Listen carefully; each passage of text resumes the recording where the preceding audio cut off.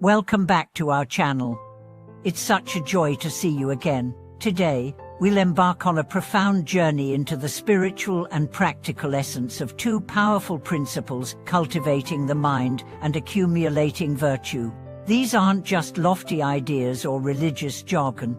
They are keys to unlocking the deepest wisdom life has to offer. If you've ever felt like you're missing something despite having success, if you've chased goals and achievements only to feel hollow afterward, then this episode will show you the path to true fulfillment, not by acquiring more, but by transforming from within. We often hear phrases like "train your mind" and "do good deeds," but what do they really mean? Cultivating the mind is not about thinking positively or becoming emotionals. It's about taming the wild storm of thoughts and finding a center of clarity and peace. Accumulating virtue isn't just about donating money or helping someone cross the street. It's about living every day with intention, kindness, and integrity. And together, these two practices become a powerhouse for inner growth and external harmony. Let's begin with cultivating the mind. The mind is both our greatest asset and our most unpredictable force. Without training, it drags us through worry, envy, anger, and fear. But when cultivated, it becomes like a still lake, reflective, peaceful, and capable of deep insight. Every tradition, whether Buddhist, Taoist, or even Stoic, teaches that our mind determines our reality. What we see is colored by our thoughts. Therefore, if our thoughts are chaotic, our world feels unstable. If our thoughts are calm, the world opens like a flower. So, how do we train this mind? Through mindfulness, through introspection, through the willingness to pause before reacting. Imagine walking through your day with a conscious awareness of every thought, every word, every intention. Not obsessively, but with gentle vigilance. You see your anger rise and say, "Hello, old friend." You watch it, but you don't let it drive your actions. That's power. That's real strength. In cultivating the mind, we also uncover its nature. Beneath all the noise, the mind is luminous. It is clear, vast, and fundamentally compassionate. But like a mirror covered in dust, its brilliance is hidden until we wipe it clean. Each moment of patience, each time we choose wisdom over impulse, we are polishing that mirror. Let me share a story. There was once a merchant named Jan who was always anxious about business, about his children, about the future. One day, he visited a mountain hermit known for his wisdom. Jan asked, "How can I stop worrying?" The hermit handed him a cup and began pouring tea. When the cup overflowed, Jan shouted, "Stop, it's full." But the hermit smiled. "Exactly. Your mind is like this cup, too full to receive peace. Empty it daily. Observe your thoughts, release them, and clarity will come." That day changed Son's life, not because he gained new knowledge, but because he understood the need to make space for wisdom. And now, let's explore accumulating virtue. In a world driven by self-interest, virtue can seem outdated. But virtue isn't weakness. It's the inner wealth that no one can take from you. It's the quiet force that aligns your actions with truth. Every act of kindness, every moment of honesty, every gesture of compassion adds to this wealth, and like compound interest, it grows in unseen ways. Accumulating virtue doesn't require grand gestures. Sometimes, it's just listening without interrupting, smiling at a stranger, forgiving when you'd rather hold a grudge. These actions may seem small, but in the moral architecture of the universe, they are mighty. But why do we accumulate virtue? Not to impress others, not to earn spiritual points, but to transform our character. Virtue purifies the heart, it refines the soul. It's like adding gold to a fire. It doesn't burn, it shines brighter.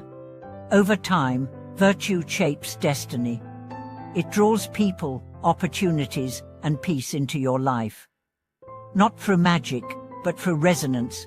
A virtuous person radiates a frequency of trust, safety, and inspiration.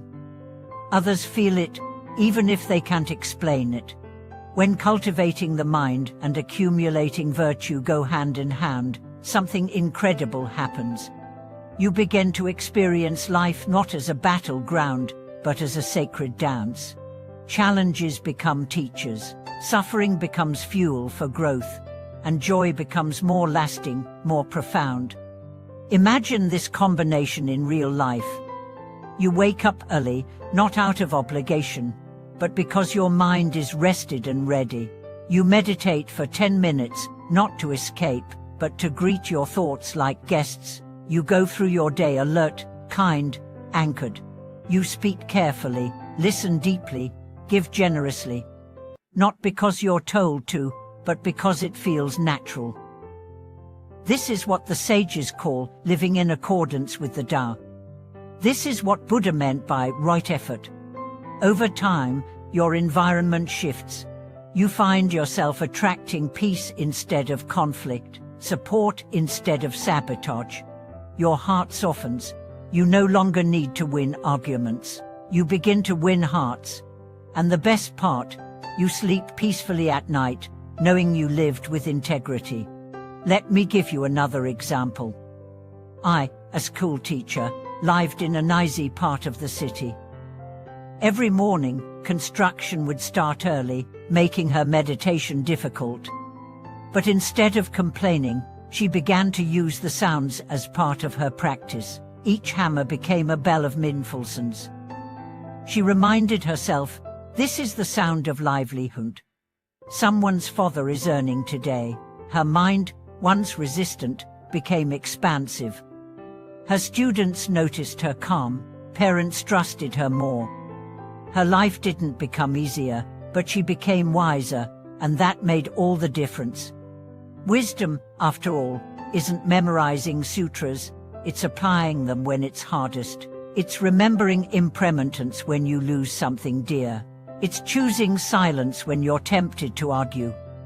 It's letting go when clinging would be easier. And what about suffering? Many people ask, if I cultivate my mind and do good, why do I still suffer? Because virtue isn't a shield against pain, it's a lamp through the darkness. Suffering is part of life, but with wisdom, it refines rather than breaks you. You stop asking, why me? And start asking, what is this teaching me? This shift is everything. Life stops being random. It becomes meaningful. Let's not forget, though this path isn't about perfection, you will still make mistakes. You will forget. You will fall, but each time you return, each time you choose awareness and kindness again, you deepen your roots. Like a tree in the storm, you may sway, but you do not fall. Let's conclude with a vision. Imagine a world where more people practiced this way, where leaders cultivated their minds before speaking, where neighbors accumulated virtue instead of gossip, where children were taught that strength lies in restraint and wisdom. It's not a utopia, it's a possibility. And it begins with you. So today, I invite you to begin. Or begin again. Sit in silence, observe your mind, notice where it runs, and gently, kindly, call it back. Look for ways to be kind, even when no one is watching. Let your life be a testimony to the power of inner cultivation and outer goodness. Thank you for watching this video. If this message resonated with you, please share your reflections in the comments. How do you cultivate your mind? What small virtues have shaped your path? And if you found value here, like, subscribe, and share this channel so we can grow this circle of light together. Until next time, keep your heart grounded, your mind open, and your actions filled with purpose.